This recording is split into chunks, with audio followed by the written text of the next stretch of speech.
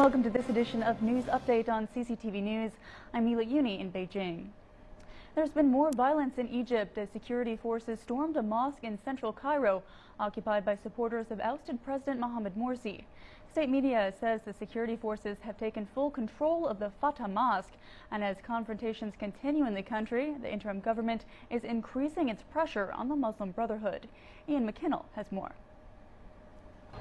The assault on the Al-Fat Mosque in Ramses Square began in the early hours of Saturday morning. The security forces exchanged heavy gunfire with armed men positioned in the minaret of the mosque.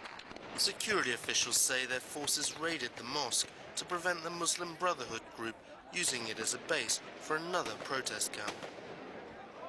A large number of Morsi loyalists had taken shelter inside the mosque since early Friday, after clashing with security forces.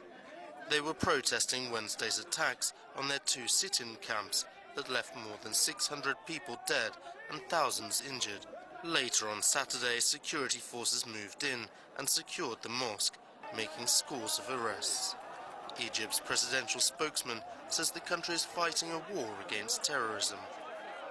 We will combat extremism and we will combat terrorism, not only by security measures, but by the rule of law, by making sure that we have the proper framework of human rights established, and by making sure that we're continuing our proper path to democracy, as we promised and we will fulfill. Prime Minister Hazem el-Bablawi says there is no chance of reconciliation with people who violate the law. We want reconciliation, but there will be no reconciliation with those who have blood on their hands. There can be no reconciliation with those who raise arms against the state, its people and institutions. No state can move forward with this kind of fracture.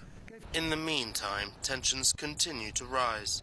According to government figures, the death toll since Friday has risen to 173.